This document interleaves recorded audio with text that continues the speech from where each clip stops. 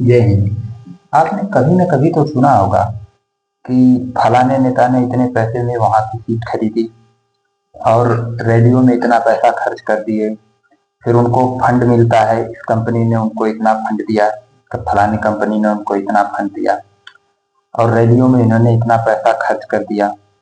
तो क्या लगता है कि आपको वो जीतने के बाद आपकी बातें सुनेंगे? नहीं। पहले वो अपना पैसा रिकवर करेंगे और रिकवर करने के लिए बड़े बड़े घोटाले करेंगे, डील करेंगे, रिश्वत लेंगे और इन्हीं सब चीजों के वजह से चीजों को करने के लिए वो अपने नीचे के जो अधिकारी होते हैं वो सबको उकसाएंगे और सभी लोग मिल के करेंगे और जो उसमें ईमानदार होगा उसे कोने में बिठा दिया जाता है।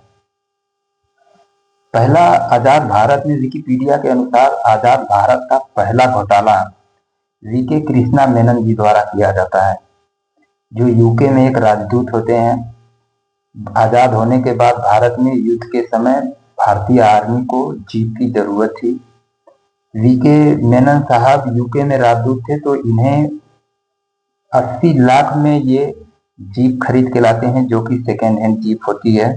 और उतने पैसे में यूके और कनाडा भारत को नई जीप दे रही थी, मगर ये नहीं लाते हैं। ये पुरानी जीप लाते हैं भारत में और भारत में आने के बाद भारतीय आर्मी ने जीप को रिजेक्ट कर देती है और यह घोटाला यहाँ से शुरू होता है। और आगे आने के बाद नेहरू जी की सरकार में कृष्णा मेनन जी को भारत का डिफेंस मिनिस्टर बना दिया जाता है।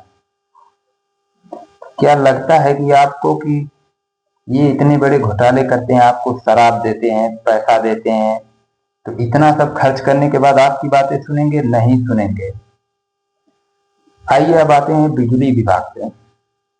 बिजली विभाग, कनेक्शन लेना हो तो पैसा दो, लाइट बिल बन अगर आपको कनेक्शन लेना है तब भी पैसा दो, मीटर लगवाना है तब भी पैसा दो। आपके घर अगर चेकिंग वाले आ गए तो आपको दबाव बनाएंगे पैसे के लिए, हो या ना हो डरा के। और बिजली विभाग अपने ही लोगों को टेंडर देती है। सन 2016 की कैग रिपोर्ट के अनुसार सिंगापुर से एनटीपीसी के बिजली विभाग एनटीपीसी के अधिकारी लोग सिंगापुर से थर्ड क्वालिटी का कोयला लाते हैं। भारत में लाने के बाद उसे हाई क्वालिटी का बता के सारा पैसा हजम कर जाते हैं। और उसके बाद बिजली विभाग बड़ी बड़ी कंपनियों से मीटर कम दिखाने के लिए पैसा लेती है, अपने ही अधिकारियों से चोरी करवाती है, अपने लोगों से चोरी करवाती है। करवाने के बाद जब बिजली विभाग घाटे में जाती है, बिजली बनाने वाली कंपनी, तो वो बिल बढ़ाती है और बिल बढ़ाने के बाद सारा पैसा आम जनता पे आता है। एक आदमी, दो आदमी, 10 आदमी, 20 आदमी मिलकर जितना पैसा खा जाते हैं, फिर सारा भुगतान जो है करना पड़ता है आम जनता को।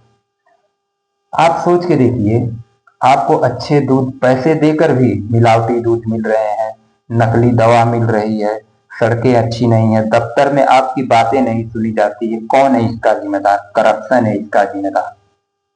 इलेक्शन के टाइम में आपको क्यों कहा जाता है कि आप रिश्वत पैसा न लें, दारू और चिकन पे न जाएं?